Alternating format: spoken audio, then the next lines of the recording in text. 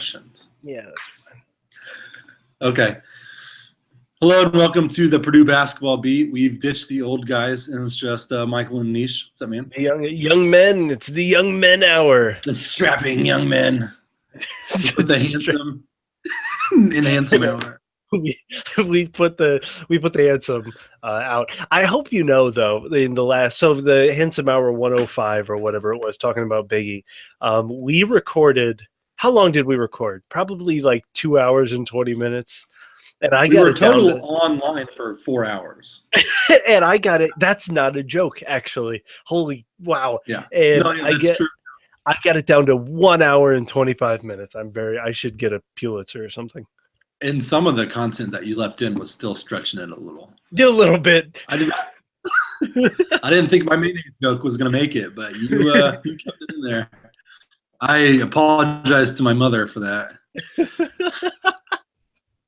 Hi, Mama Henry. Yeah, well, this pretty much cements you as her favorite. So exactly. Congratulations on that.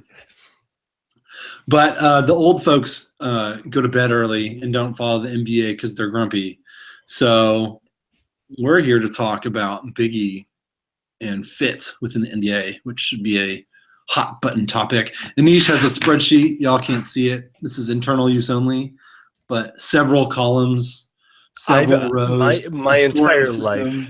My life is spreadsheets. I've never done anything outside of a spreadsheet. My life is spreadsheets. But it's very official. I prepared for this by reading his spreadsheet. That's right. That's right. So yeah, we can go through the spreadsheet, or we can just talk because we've watched Biggie for a while, and also we're massive NBA nerds. True. All right, well let's get started with the biggest question. Where do you think he gets drafted? I don't think. So there's the biggest thing is whether he's going to be a first round pick or not, right? I mean, we talked about this on yesterday's or on the last podcast, that there's this fallacy that you have to go only if you're being drafted in the first round, right? Because that's where, quote, the guaranteed money is. But in reality, every American college player who played at least 1 year in college, at an American school and was drafted, always gets a guaranteed contract. There are very few examples over the last 10 years of college players getting drafted within the first 60 picks, the 2 rounds of the NBA draft, and not getting a guaranteed contract. So the guaranteed money thing is not real. Well, I think there's an important caveat to your statement, which is why people bring that out, which is if they get drafted. The danger with slipping to the second round is that's when GMs start taking flyers on guys, especially foreign guys, where they can stash them overseas for a couple of years. And there's always a couple guys who you think are like mid-second round picks who go undrafted. I don't think that's a risk for Biggie. I think he's definitely going to get drafted. But if you're one of those guys that's sort of like on the edge, I think that's why they pull out the first round statistic is for guys like that, like Troy Williams. I mean, like that's the kind of guy that nobody wanted to use a draft pick on, but he found a role in the NBA and he found a spot and he earned money. He earned playing time and he earned an NBA contract. And it almost worked out better for him that he wasn't drafted. Same thing with Yogi Ferrell. By the way, I was huge on, I could have guaranteed, I wish I would have put money on Yogi getting a guaranteed contract by the end of the year. But Yogi not being drafted and being able to scout out best fits for himself and ending up on the Mavs. And now seems to be the entrenched, backup Mavs point guard of the future, right? That seems to be a perfect fit for him. So there's that situation, which Biggie probably would have been in last year if he would have gone, right? But so last year was the risk, right? Yeah. He probably wouldn't have, I don't think he would have gotten drafted. He probably would have ended up on a roster sometime, but he would have had D-League stops. He would have probably not been drafted. You go to combines. You might as well come back and be National Player of the Year. You know what I mean? Right. Or get damn close to it. I know. That's weak. But This year, I think there's a shot he goes in the first round. The highest that I have right now is 24 to the Jazz.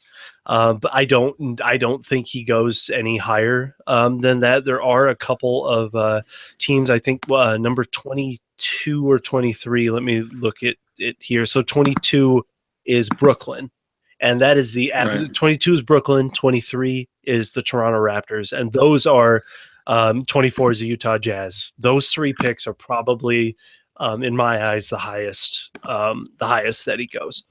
See, I think there's a very small probability that he's drafted in the first round. I think he's definitely an early second rounder. Yeah, I wouldn't. I don't think that's crazy. Like I would be as shocked if he was drafted 22nd as if he was drafted 10th. That's like I think that is. I mean, and this is a deep draft class too. I mean, like this draft class is pretty stacked with great college talent, young freshmen who are coming out, plus a international class that's incredibly deep, particularly like international centers.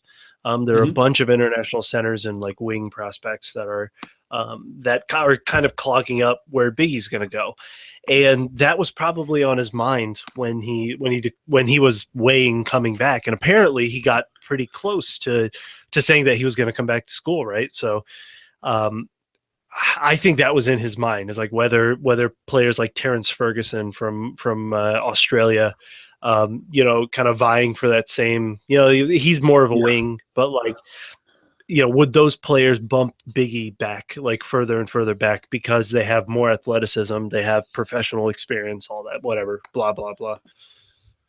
I think the thing that works against Biggie is his immutable stats, right? His height, basically, and his athleticism. So when you're looking at where you might get drafted, GMs have other options that might not have that. Guys who might not have Biggie's production, but someone who they think in the right system could develop those skills, but has a little bit better with some of those natural stats. Exactly. I mean, like that. And the other part of Biggie, I think, that has to be looked at. We'll talk about his profile here in a sec, but I think just as important is the intangibles that he brings. Because it's not every day that you can. I think that's going to vault him up where some of his measurables might hold him back, even though he's got a stupid wingspan for being 6'8" or 6'9". I think he's got like a 7'3", 7'4" wingspan that he was measured last year. So 7'3", yeah. And so that'll help, but it's not every day that you can draft a rookie that will set a locker room tone. You know what I mean? That's, I think he will have the same effect that signing a veteran like David West might, in terms of locker room presence, if that makes sense. And like, I mean, like, just like he's there to do work. He's not, he's not, you're not at risk for, Right. You're not at risk for him screwing around. Like I don't think the idea that he would be a leader in the way that like a David West is. But I definitely think he's the guy that you can give millions of dollars to, and he's not going to give you any problems. Exactly. And in the sense that like leader for, let's say, younger players, for players around 20, he's going to be a guy to look at. And you can't, I mean, like, so the comparable is like Malcolm Brogdon. So Malcolm Brogdon last year, he was old. I mean, like, I think he was like 23 or something. I think he played a full 4 years, right? At Virginia, but he went to Milwaukee. And he was a second-round pick, and he'll be like, Sindarius Thornwell or Semi Ojeleye this year. And he went to Milwaukee. It's a very young team, but from the get-go, he was like that serious, like productive, like just their like business-like rookie. And I think that's where Biggie could succeed if he's kind of in the right situation. Yeah. So I think so you have him 22nd to 40, right? I mean, like, I don't really see. Let's narrow that down a little bit. That's okay, so 22nd, I don't think he goes. 24 to Utah might be. but Utah might want to. It depends. Utah is in kind of a precarious situation, right? So I think Utah is the best fit for him. So Utah owns picks 24 and 30. I could really see him being picked 30th overall to Utah with their second first-round pick. They are probably, so if they sign, their ideal path is signing two Indianapolis prospects, George Hill and Gordon Hayward, to extensions. And they're going to be very expensive. And if they do that, Derek Favors, who is the current incumbent power forward, is going to need to go. I think he's going to only have 1 year left on contract. Derek Favors, by the way, is not a bad role model for Biggie to learn from for a year. You know what I mean? In terms of like the kind of prospect that Biggie is, the inside out type player who has enough of a jump shot to keep you honest. Now, Derek Favors is a little more athletic, a little taller. And so that always helps, but that's also why he was drafted, I think, like top 5. But I think Utah, like the other thing that Utah has is that they have a rim protector. And so Biggie needs somebody behind him to pick up the slack, right? And Rudy Gobert might be the best defender in the NBA. And so I think that would be great. He's going to be there with Terrence Jones. That might be the only other, the only other knock is that he'll be competing with somebody kind of like him. But I think like somewhere around 30 to Utah is where we should start picking up. 29 to San Antonio is also not out of the question, I think. So did he work out for the Jazz? I'm not sure. His workout schedule was kind of sporadic. I think he actually did have he had multiple teams attending his workouts for like the Pacers and the Knicks and those types of situations. It was almost like an open gym. So you're thinking, or as early as 24 is realistic, like potentially.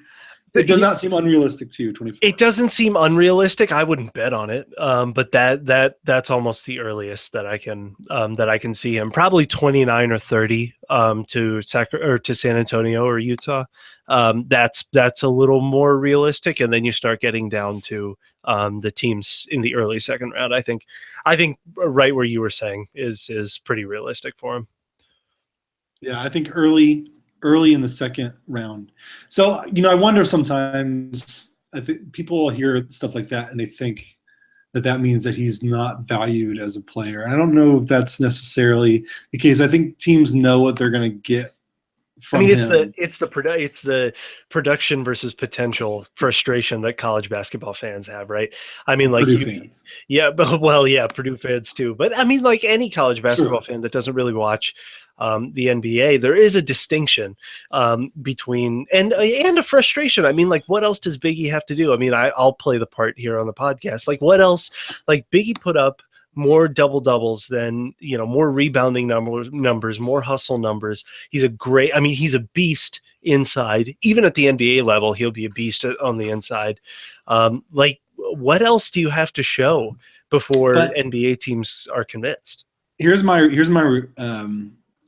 my go-to to refute that, which is that statement is based on a faulty premise, which is that there is a correlation between the college game and the NBA game. Yeah, I mean, they're technically both basketball, but they are completely different games. And a completely different set of skills makes someone successful in the NBA versus the college game. And NBA teams invest a lot of money in infrastructure and coaching and diets and all that sort of stuff, where they feel like they can maximize someone's talent if they're willing to work hard enough. Mm-hmm. And so what they need to see from a player is, do they have the raw material and the will to raw material? Swanigan has the will to maximize his raw material, but frankly, his raw material is lesser than many of the other guys at his position in the draft. So my response to that, though, and this is real. The other one I was kind of playing a part there, but this is a real response. I think that his floor is higher than most prospects this year, and this is a really deep class. So I'm pretty convinced that, and I think this might be where we differ, because you're a little bearish on his prospects in the NBA, but I really have a hard time like imagining Biggie's NBA career going like Juwan Johnson's. Oh, of course not. Yeah. I think he'll have a good solid 5 to 8 years in the pros, and then depending on the role he wants, he'll have a decision to make then. But that's I mean, like 5 to 8 years in the NBA as a contributor, even off the bench, that's a hell of a career. Well, I think the issue that I see with Swanigan is that I think he does have a high floor. I think he's got a higher floor than many of the other players in the draft, but I think his floor and his ceiling are awfully close. Yeah, I mean, like it's a boring pick. So, like, if your favorite team, let's say you love the Atlanta Hawks, if the Atlanta Hawks the Atlanta Hawks that's another team that actually it'd be a pretty good fit for him, because they have kind of these two diverging cores, like one old but they've got a bunch of young players that are pretty good. And so if he goes to Atlanta, it'll be unbelievably boring. It'll be so boring. But the fit might be great, and Coach Budenholzer down there might be a great fit for him. Same with Quinn Snyder in Utah. I think he is one of the few rookies that might be perfect for Greg Popovich, because Pop usually chews up and spits out rookies, right? Just to see what they're made of. And so that's why I was petrified about AJ Hammonds. I thought if Hammonds ended up with the Spurs, that's it. That's game over. Same thing. I was actually kind of scared that he would end up on the Mavs too, because I wrote this. Rick Carlisle is pretty notorious for not really developing rookies as well, and it looks like he doesn't really have much patience for Hammonds, or at least didn't last year. And so I don't know, like those are the type of situations that might be good. They might be boring. See, that's the thing, is that it looks like Biggie will be a boring NBA player. But boring often translates to about like 8-year contracts, And I think that's, I don't know, I mean, Brian Cardinal was an all-star, right? So anything can happen. He wasn't the all-star. Did he make an all-star team? Hold on, I gotta look this up. There's no way Brian Cardinal made an all-star team. I know. I mean, like he was a champion. He played for 12 or 13 years, which is astonishing if you watched Brian Cardinal in college. I'm sorry, I'm conflating that 1 year that he had that was amazing, that got him that giant contract. Yeah, I mean, he had a very solid year where he was like a Jared Dudley type, like a contributor, a great glue guy, beloved locker room presence type. Which might be, that might be Biggie's destiny, But I think so. I will make a prognostication that Biggie will never make an all-star team in the NBA, and I think I will agree. Yeah, some people hear that and they think, oh, you're low on Biggie, right? You don't think he's going to be. I agree with you. If you play 5 to 8 years in the NBA, if you get to 5 years, if you get to a second contract, you're great. That is a successful. Or it really is, if you have two teams bidding on you for your second contract, like Etuan, like what Etuan got this this offseason from New Orleans. I think it was like 3 years or 4 years, $50 million or something like that. That is a successful career. Like if Etuan plays that contract out and never plays another minute, he has had a successful NBA career. I think that's probably what Biggie is. In fact, I think he'll be just as boring as Etuan, apart from that one game winner that he hit while he was on the Bulls, which was awesome. But I think it's similar. NBA teams know that they need guys like that, who are good at a couple things and who you can trust not to screw things up while your stars are resting. And there's a place for someone like that. And the other thing is that Etuan, though, is probably a little more versatile. Actually, a lot more versatile. He can play both guard positions, and he can. I mean, oddly enough, his calling card in the NBA has been his defense. Like he's been a true 3-and-D shooting guard in the NBA. And I had 3-and-D ball handling shooting guard. And the defense is what's kind of gotten him that contract, which is pretty phenomenal when you think of Etuan Moore. Like if you would have told me 18-year-old Etuan Moore would be known as a defender in the NBA, that'd be, I mean, like, I think I like, and I do think that is, I mean, like that's a call, that's a thing that Coach Painter can attribute there, that can be attributed directly to Painter, right? I mean, like turning Etuan Moore into a great defender gave him an NBA career. Right. Well, because he found a thing that is always needed on the court. Mm-hmm. Right? And each one can stroke. I mean, like that was the thing, is like his shooting isn't going away anytime soon, even though he's got kind of a slow release, but his shooting was never going away. But yeah, he can contribute on the floor.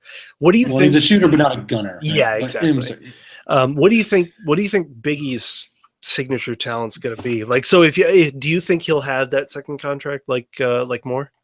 Oh, yeah, I think he'll get a second contract. So that means that there's some skill that Biggie has, right? So what do you think his kind of calling card will be? I think it'll be, I mean, I do think it'll be rebounding. Mm-hmm. And just like hustle. Yeah. Yeah. I think there's that, the middle 10 minutes of the first half, the middle 10 minutes of the second half. Those are the minutes that he's going to play, right? In February, right? Like in February and March. Not all 10 minutes, but that's like the range that he's going to fit his time in. And in those times, what you really need is a steady presence, right? Mm-hmm. He is.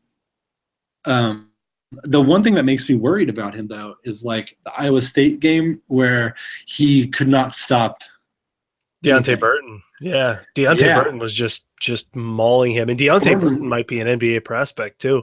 I don't think but he's a lower level NBA prospect. Yeah. Like he's like he'll get a cup of coffee maybe, but I don't know if he'll get a contract. No, yeah. And Biggie just it wasn't like he wasn't trying. And there was nothing he was giving it to him on the other end. I mean, like that's the thing that he was going punch for punch with him. But here's the thing in the NBA. You are not expected to contribute on the offensive end every possession, but you have to contribute defensively every possession. And if he can't keep from scoring, coaches are going to be a little reticent about putting him in against guys that are obviously more talented, especially if he's a power forward. And we know the trend of power forwards in the NBA. Everything's pushing out to the perimeter. So he's going to have to guard a guy who can probably shoot. I mean, like who might be able to dribble. Imagine him guarding a Kyrie Irving, Kevin Love pick and roll, or a pick and pop, right? So, like, I don't know what he does there. It's and there are more. That's what he does, right? Yeah, there are more power forwards and centers like Kevin Love than there are like Derek Favors, right? And so like David West, like those are becoming kind of relics. I mean, like Greg Monroe was a bucket getter, right? And he had a max contract, and now all of a sudden he's the sixth man for Milwaukee, right? Because that's just how the NBA has gone. Julius Randle, I don't think would start for any other team in the NBA, but he's starting for the Lakers because they're trash. But those are the type of a little bit, right? Yeah, I mean, and he's gotten athletic too. I mean, like he's gotten cut, and so that's a slightly different. But still, he's not out there like running things. There aren't like the Al Jefferson type of power forward does not really exist. I don't think Biggie is the type of guy who would get bullied on the block by an NBA player, but he is too short to play center, right? Yeah. I mean, is that a false assumption? Like, I mean, he's 6'7". So here's a question that that Purdue fans who pay attention to the NBA, but maybe not that closely, will ask. And I don't mean this as a pejorative. It's just like, we watched this guy play against us for 4 years. So why can't Biggie be Draymond Green? Like Draymond, you know what I mean? So I know the answer to that. Okay. But Biggie, like Draymond at Michigan State was like this, he was this playmaking forward who always seemed out of shape and always seemed a little out of position, but Izzo found a spot for him and he thrived. when he went to Golden State, he seemed a little out of shape. He seemed a little out of position. But then when David Lee got hurt, Steve Kerr was forced to put him in the starting lineup. He found a spot and he thrived. So why can't Biggie be now not the best perimeter defender in the league, but why can't he be a light? Everybody's looking for Draymond Green light. Like last year, Draymond Green light was Denzel Valentine. Why can't Biggie be that? Now I know he's not, but just humor me here. You want me to take the first crack at that? Yes. Okay. So Draymond, right? He's incredible. He's incredible. You are absolutely right that he looked a little fat and out of shape at Michigan State and kind of in a weird spot, right? But he has always had skill. He was always a good passer, like from anywhere on the court, and he would on occasion bring the ball up. Yeah, for Michigan State. So he had some of the tools.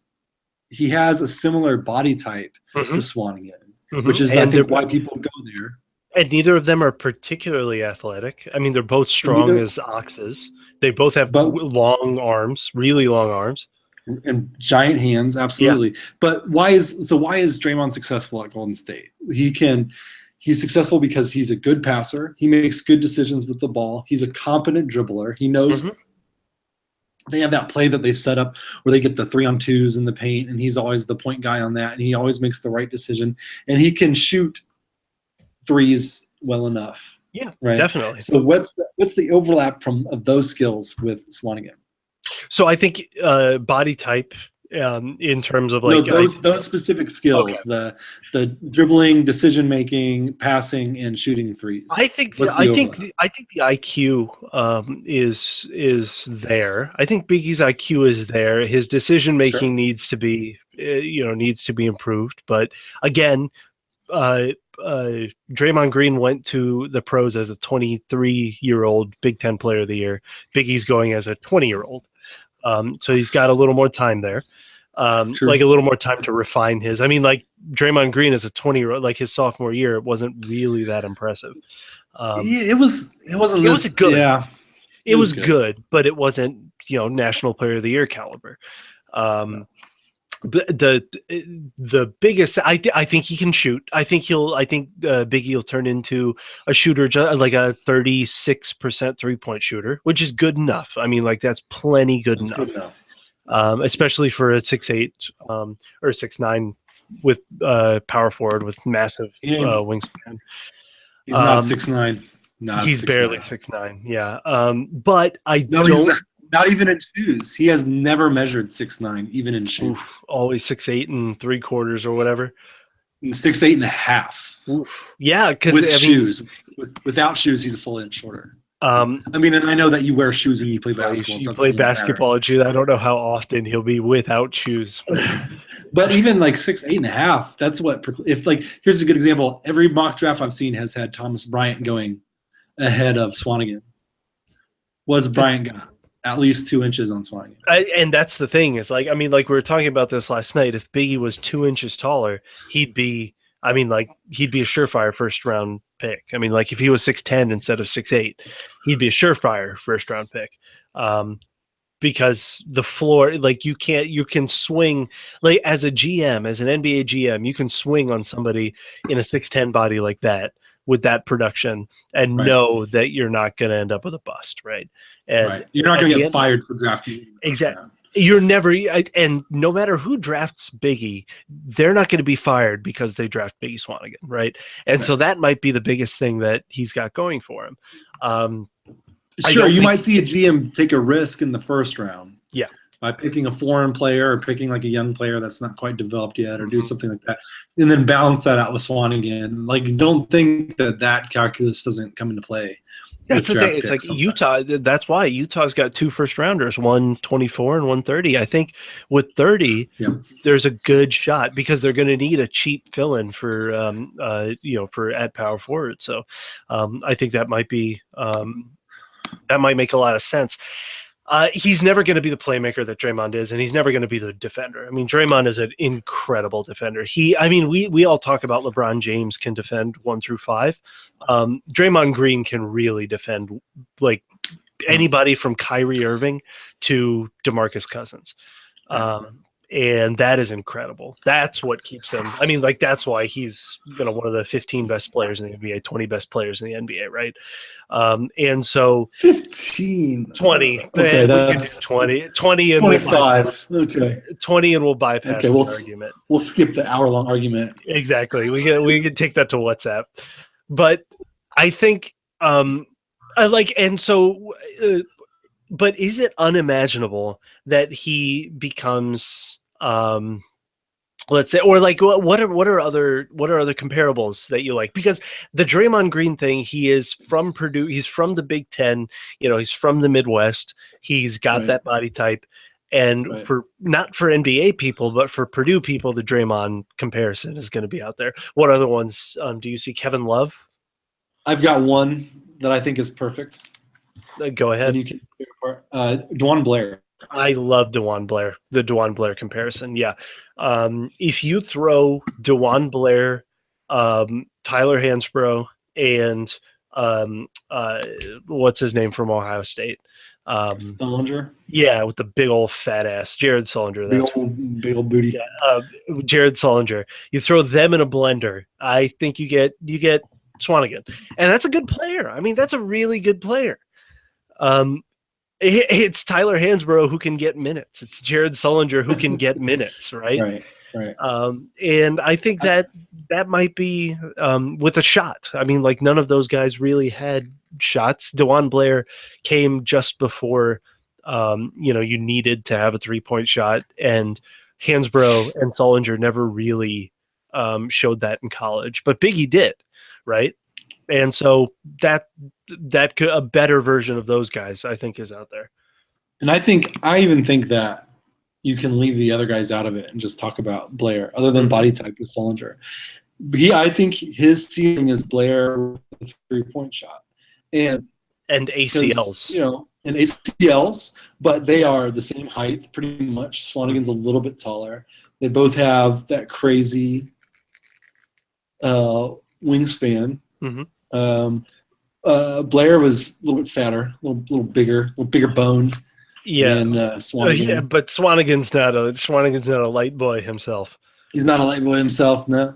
But Blair played 4 or 5 seasons with San Antonio and then bounced around a little bit before going to Europe. That's a successful career, man. That's a good NBA career, and it's for a guy with his health concerns, that's a good NBA career. Which is why he. That's the kind of rookie that succeeds with Pop. Like, you go in there and you do your job. Now, the one problem, though, is that San Antonio is going to be looking for athleticism. They need to get younger and more athletic, and they have hit home runs with every single one of their more recent draft picks, like Kyle Anderson, and the other wing Simmons. Jonathan Simmons, who I don't think they actually drafted. They tried him out, but he's still, which is insane. But here's the other thing about the Spurs too. I think every fan of every college team thinks that their draft pick would be perfect on the Spurs. Yeah, but I didn't. That says more about the organization as a whole. I mean, like I didn't think that. I was praying that Hammonds wouldn't go there. Same with Juwan Johnson. I thought that Juwan wouldn't have survived. I thought Etuan would be good, but it takes those kind of players, those type of players to make it. I don't think Vince would be good on the Spurs. I don't think Vince would react very well to Popovich. I think we're getting ahead of ourselves if we think Vince is going to play in the NBA. I will have this argument as well, because I do think he's very. If Malcolm Brogdon is going to win Rookie of the Year, I think Vince Edwards has a place in the NBA. You know what I mean? I hear what you're saying, but you have to do more. I think. Yeah, well, I agree. That I agree. I mean, this next year is going to be, he's got to do it. But where do you want to see Biggie? I think your Utah pick is fantastic. He'd be great in Utah. I really love it. I mean, like, and that's part of his story too, right? I mean, like his, Right. like the homeless shelter in Utah. I mean, that was a big part of his story, and so that bringing it full circle would be pretty incredible, and it'd be an awesome fit. Um, Memphis, what do you think? Memphis, maybe. Memphis, maybe. Um, I think when you say Memphis and Biggie, people are going to immediately talk about Zach Randolph, Zach which Randolph, yeah. I don't think is like a great comp for him. To be Why? honest. I think they've got a couple things in common. Like go on this, because that is the most common, I think, comparison that Swanigan draws, probably because he's from northern Indiana and he's shaped like he is. I think Zebo's athleticism has been greatly. It's not jump out. Different. It's not. Yeah, it's not. It's different in the way that like people used to say like Larry Bird's not athletic. What they really meant was Larry Bird couldn't jump, right? Mm-hmm. But there's other aspects of athleticism other than jump high, run fast, which I think Zebo. Also, I like Biggie is great on the block and he knows how to score, but Zebo at his prime, man, was like like Shaq is like the only guy that you can really say knew how to push people around on the block better than he did. I mean, he's up. I mean, like those are that you. I think Shaq is in a different universe, but you're like those are the only comparables for Right. Zach Randolph, right? I mean, like the way and DeMarcus Cousins when he's cued in, right? That's the kind of when Randolph is on his when Boogie. Cousins is on his meds. Ooh, he's unstoppable. I mean, like, but those are the kind of guys that it's just brute force, right? And no, I don't think Biggie has that.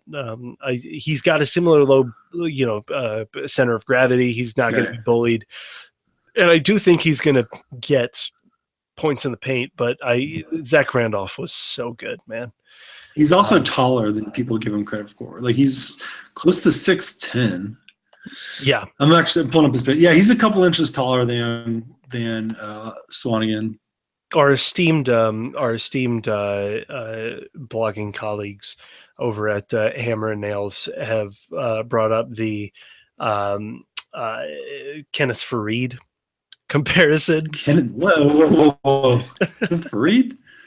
Yeah, I don't see that. With all due respect to my brothers at Hammer and Nails, Flamer and Tails.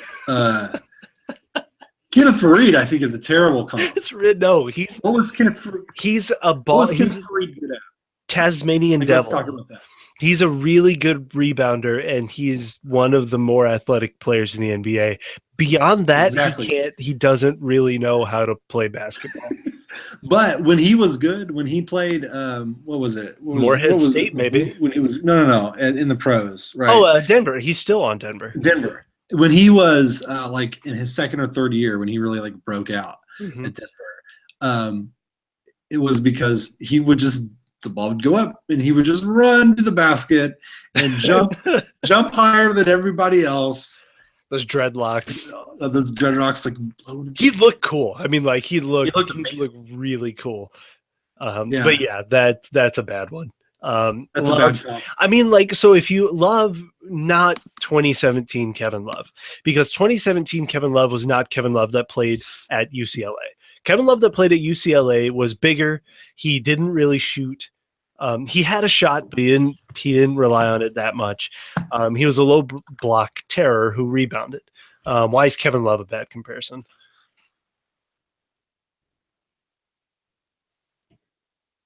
Well, Kevin Love always had like a smooth. I think Swanigan doesn't have.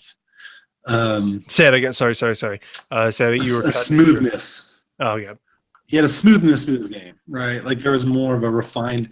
There's a fluidity to how he played basketball that made you think that there's a lot more that he could do, even when he was basically just like scoring over people in the paint in college. And honestly, he always had like a good-looking shot. Like he didn't use it as much, but his shot Swanigan's shot was very effective this year, but it's not great. And I wouldn't be surprised if when he gets to the NBA, a shooting coach or an assistant or whatever reworks it with him. Oh yeah, I would totally agree. But Kevin Love, man, he's always had that really high release point, quick flick type of shot. And he was, I mean, like he was a top what 2 in his class. Yeah, he top was 2, top 3 in the class. Yeah, he was a big. Let's see where he was ranked. I'm pretty sure he was. I mean, like because he came in a year before Russell Westbrook. He played on that Drew Holiday team. I mean, that UCLA team, man, was it Ben Howland? How did he got to the Final Four? But man, with Kevin Love, Drew Holiday, Luke Mbamute,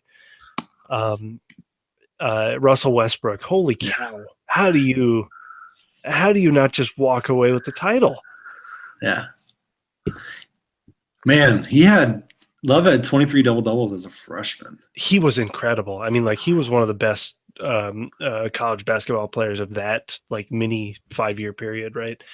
Yeah. I also, mean, like so remarkable passer. Yeah, so that's the other thing is that he might be like one of the better outlet passers in like that the NBA has ever seen. Like he's so good at that, and pairing him with it's so fun to watch him with LeBron. That's what I was saying. It's like it just seems so unfair. And I think those are those are the most common comparisons that Biggie gets. Kevin Love, Zach Randolph, Al Jefferson. You hear that one, which might not be a bad one. But yeah, and that's the thing is those guys are the problem. Say it again. Those guys. The problem is a lot of those guys, all of those guys, that are the best comps from a type of player standpoint, are all at least 3 inches taller than he is, and play center. Right. I mean, and so, but I don't think it's inconceivable that Biggie plays center. The wingspan helps. I think that a creative coach could craft a backup lineup, a second unit lineup with Biggie at center. And I don't think it would be completely out of the question, especially paired with the right set of good defensive wings. I think I'm trying to come up with a spot here, but like in Milwaukee, actually, like you pair him with with Jabari, with Giannis, and with Middleton, and you put him at center, or with 2 of those guys off the bench. Basically, what Greg Monroe's doing, and way cheaper than what Greg Monroe, the role that he fills. I don't think that's inconceivable. I think he could be a center in that lineup. And so we'll see. I think it'll take a creative coach. I think Milwaukee would be a fantastic destination for him. I think Milwaukee would be good. I think they're not afraid to pick players who might. I mean, like they picked Thon Maker at 10 last year, and everybody laughed at them. And now it turns out Thon Maker is an NBA player.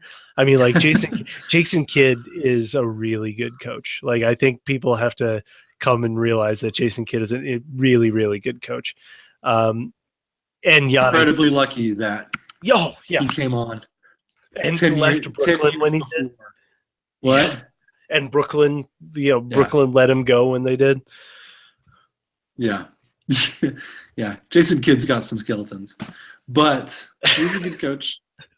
I think, Milwaukee would be fun. Pairing him with any young shot blocking center would be pretty cool too. So like in New York, that would be interesting. Pairing him with Porzingis, what do you think? I mean, I wish. Hold on, sorry, you're breaking up again. I wouldn't want to see him have to play for the Knicks. That organization is such a shit show. It is just incredible.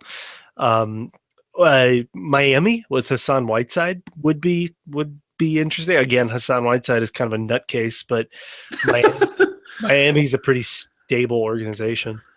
The nutcase factor, I think, is not going to be as big of a problem for Swanigan, given his mentality. Like, I don't see him being influenced into being a knucklehead. No, the problem is Milwaukee doesn't have a pick. They'd have to buy a pick or trade in for one. Yeah. Boston. So let's talk about That Boston. goes back to the coach. Boston is all about the coach, right? Right. So he keeps being linked with Boston. What do you think? So I think Boston, and this says weird. It's a weird thing to say about a number one seed in the East. I think Boston already kind of is like the land of the misfit toys when it comes to basketball players. They don't have. They are very comfortable putting weird guys in weird positions. Mm-hmm. So I think that they might be a decent fit. I mean, they got a good coach. They got a solid organization. They got picks to burn. I'm going to check which realistic picks that they have.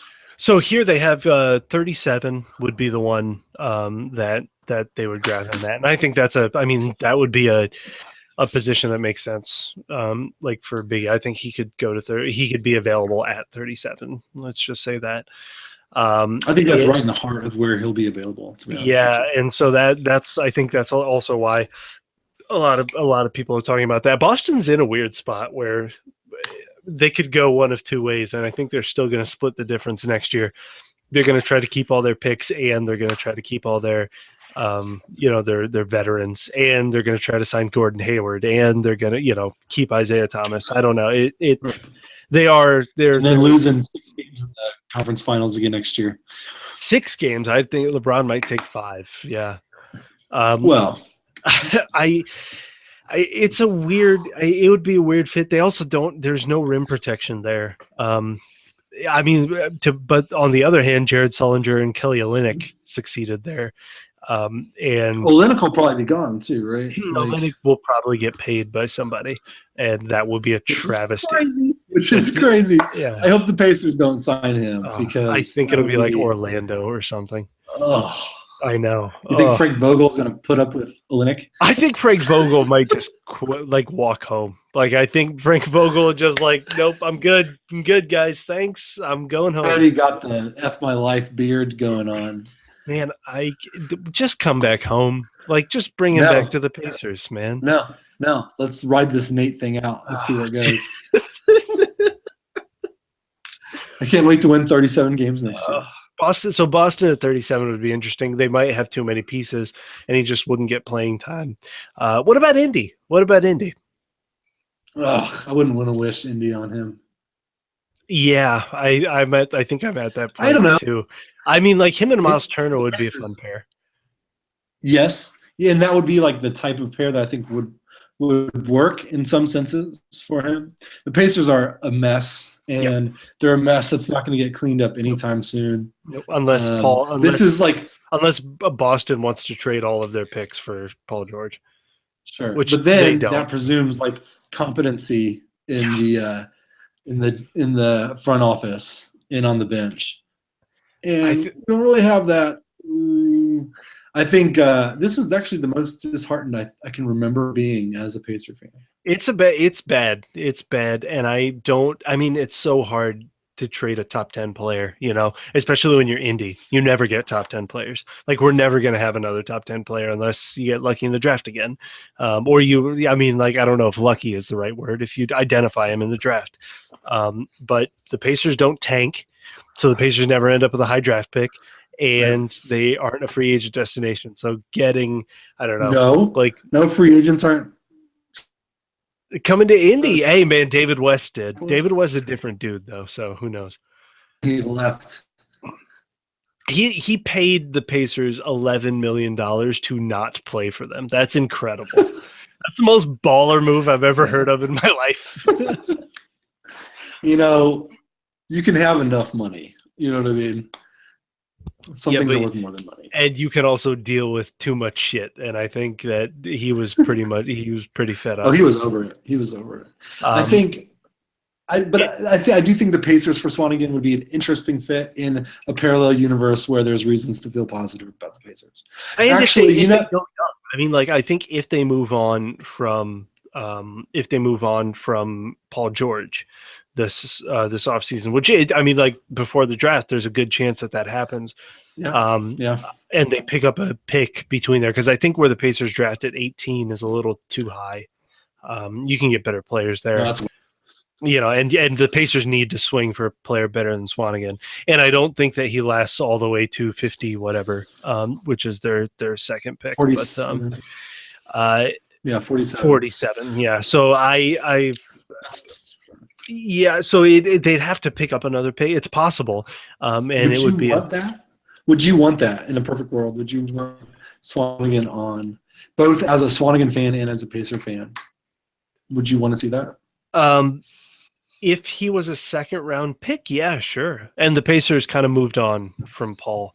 That would be a fun. I mean, like I do think that there would be lineups with him and Miles Turner, and that kind of a too big lineup where both of them can step out and shoot the three, but they can also be counted on inside. Miles Turner is turning into a pretty good defender. Yeah, I could see that. I would be happy if it was somewhere in the 40s, like 30s or 40s. Yeah, sure. I don't think anything this can do will make me happy. I think how this. The state motto of Alabama, Mississippi. I think the Pacers. Is it racist? What's the state motto of Alabama? From Mississippi. Aha. You've never heard that? No, I haven't. That's pretty good. I think the Pacers team motto should be "Thank God for the Knicks." Thank God for the Brooklyn Nets. Or the Nets. Either one of those. You know what's weird is that Brooklyn and Sacramento are two teams that for the last 5 years have been fighting for, and the Knicks have been fighting for most dysfunctional team in the league. But oddly enough, if you look at the pieces that the Sacramento Kings have, along with their coach Dave Yeager, Sacramento's kind of building something, and I don't think it's a decent fit for Swanigan. But like Sacramento isn't like and Vivek is like their owner is the only Indian owner in the NBA, but he's also an embarrassment. He's a huge embarrassment. And Vlade Divac just like chain smokes instead of being a GM. But that is a dysfunctional organization. But somehow they have players. I don't know. Anyway, New Orleans would be a bad fit. But they're kind of right in the range, But yeah, I think Utah, Sacramento, Utah, San Antonio, Memphis would be fun places. Milwaukee, fun places for him. I think we hit the comparisons. I think we hit where like his pros and cons. What you got? Any other lingering Biggie thoughts? Not really. I think it'll be interesting to see where he goes. To watch him in the summer league, I think will be fun. It's what's concerning a little bit to me is. Hold on. Yeah, you're breaking up. All right, so go ahead. He's played on teams that have talent. Oh.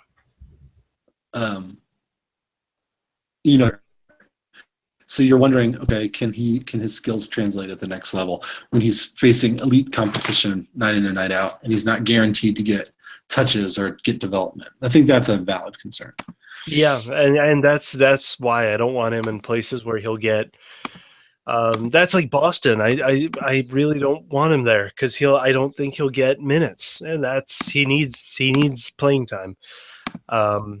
And so yeah, we'll see. It's interesting. I mean, we hit on this in the last podcast, but he came 15 years too late. The NBA kind of has evolved, and there will be a place for him. But the role that he would have played and the certainty that we would have been talking about his NBA career would have been a lot more firm, in 1998. By the way, this podcast can serve as a preview of the podcast we'll do next year when Isaac Haas is in the same situation. Oh yeah, I mean, but for Isaac Haas, like there are only a certain number of humans who are that large and can move. You know what I mean? Yeah. Like, and he looks like Adonis. So like, he does. So like, he's going to get an NBA draft. Like, he's going to get drafted. I'm pretty sure he's going to get drafted, or at least he's going to get some kind of a contract. But it's only because he's shaped the way he is. I'm lower on his NBA stock than anybody else's, but we can talk about that next year, I guess. Ooh, man, because I really wanted to ask you about Vince. Go ahead. I mean, if you want to have the preliminary discussion, yeah, I think NBA scouts seem to be intrigued by the toolbox that is Vince Edwards, right? And with the theory of Vince Edwards, a 6'8" Swiss Army knife guy that can do anything. If he improves his defense, and is a 40% 3-point shooter from in college. And with a pretty good quick release, and or with a release that can be quickened. It's still pretty slow, but it can be worked on pretty easily. He's got a good foundation. But defensively, he just shows no interest, man. That's the thing, is like he shows absolutely nothing. Like Etuan. I mean, like Etuan was, like, he wasn't the most gifted defender, but he cared. You know what I mean? And it's like you never really see that from Vince. And that's the biggest disappointment as the leader of the Vince Edwards bandwagon. If he sorts that out this year, like really, if he just sorts out defensive effort, I think he'll have an NBA career. I think he needs to avoid what he's done the last 3 years, which is go through long stretches of important games where you don't even realize he's on the court. Mm-hmm. Like you have to figure out a way to always be impacting the game. Interestingly enough, I didn't believe you when you said that NBA scouts are high on him. So while you were talking, I looked it up, and most mock drafts have him going higher next year than they have Caleb Swanigan going this year. Like NBA now, next year's draft is weaker than this year. It's bad. It's real bad. But still, like, they have him in the mid-30s most places. Like, that's apparently why he took so long this year to decide whether he was going to come back. I think he was always going to come back, but I think the feedback he got was a lot more friendly than he was expecting. NBA scouts like him. I mean, like, he's a potential 3-and-D guy. He's a potential Malcolm Brogdon. I mean, that's the mold that people are looking for. He's a potential Kyle Anderson. How about this?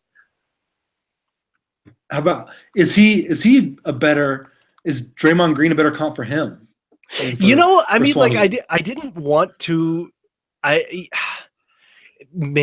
He's not big enough for it, but he's body type. It's the defense. The defense is such a big. Offensively, maybe. I mean, like, offensively, he can be what Hummel would have been if he would have had functioning knees, you know what I mean, in the NBA. Because Hummel for Rick Adelman, right? Flip Saunders. Flip Saunders was really one of Robbie Hummel's biggest fans. And he would have Rob, like, run point for the, point forward for the second unit. And so, yeah, I could see Vince sliding into that role. I don't think it's out of the question. Now, that role being a player who does some of the same things, not at the same level that Draymond does them. No, nowhere near the same. Yeah. Again, I think Brogdon is kind of the mold that NBA teams are looking for, like a player that you can grab. I mean, like, even Solomon Hill, right? Solomon Hill got paid way too much money, but he's got those tools, right?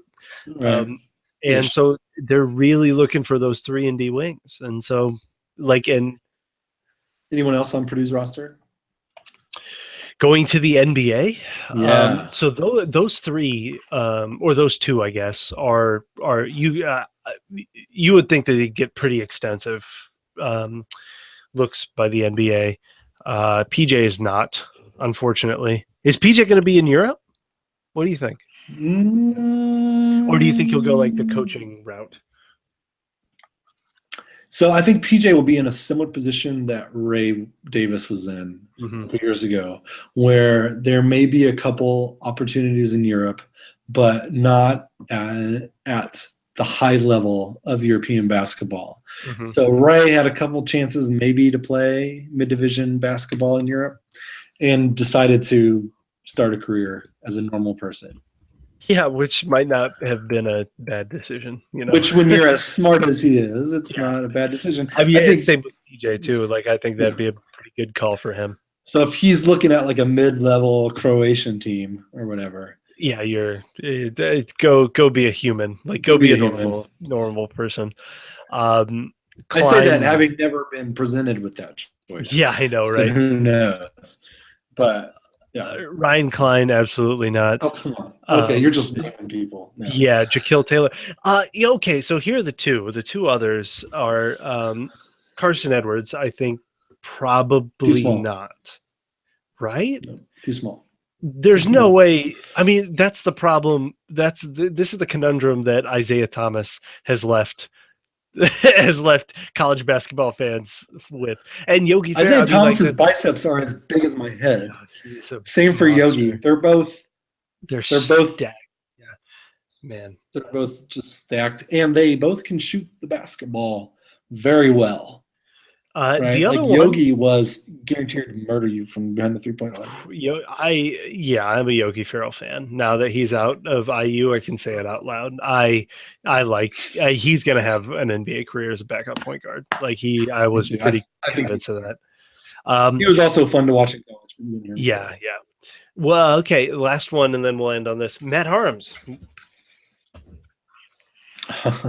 I mean, I know that you fall hard for players. Yes. You're like a guy who meets a girl and then 8 months later is married to her. Yes, that's exactly who I am. Indeed. Because you did the same thing with Vince. Yeah, I mean, but it's because they had those tools. Play the game of basketball. Yeah, I'd like to see him play basketball. I'd like to see him play basketball. And I would also like to see him gain 60 pounds, maybe some muscle. He's I don't know. He's real skinny. And don't you dare throw this Porzingis shit at me. No, I mean, you can, okay. But no, you can't. I think after those two, after Haas and Vince, the next best odds would probably in the NBA would probably be Harms, which means that I don't. You would have to develop. Yeah, I don't think we have any other NBA talent. But he's 7'3" and apparently can shoot. Exactly, and he's mobile, and that's the thing. Is it's just like the Haas thing. Is if you're that tall and you can move, there are only so many people on Earth who can do that. So I think he's going, but again, that's pretty far down the line. And his game might be the type. We'll see, but there's a possibility that how he's described might make him a better pro than a college basketball. Yeah, which is why I was. But really we are excited. Putting the cart so far ahead of the horse. It's in a different state. Yeah, we haven't actually get a passport. I've only seen him in Instagram videos that Purdue's strength and conditioning coach posts, and so. But I'm already in. I'm already all in. I watch those Instagram videos and I'm not like, wow, look at that guy. I'm like, oh my gosh, is he they keep telling me he's gained 30 pounds, but no, I'm all in. I'm all in. I own all of the Matt Harms stock. Okay, you can have it. Well, that's it. We hope that Swanigan goes somewhere in the late 20s until pick 40. Or the early 40s. We hope that he goes somewhere there, and we hope that he's just not on the Orlando Magic, because that would just be or the Knicks. Come on, the Knicks, yeah, or the Nets, Sacramento. Yeah, that would be pretty rough. I mean, I like what Sacramento's some of their young pieces, but they'd be a bad fit. The Lakers, oh God, or the Suns. I hope he's not there. But. Yeah, but maybe everybody else he'd be a pretty safe pick for, and so good luck to him. Good luck to Caleb. Good luck. That's right. We'll be in his corner. So, Send us your stupid comparison NBA comparisons for Caleb Swanigan. Yeah, he's kind of like Russell Westbrook, isn't he? Yeah, he's except with a better shot. Yeah, that's right. LeBron James, Kevin Durant, kind of that type of mold. A type of mold, but like better rebounder. Yeah, a little bit. Yeah. More, I mean, of course. Like better court awareness. It's like it's the intangibles that really separates him. And on that note, thank you for listening.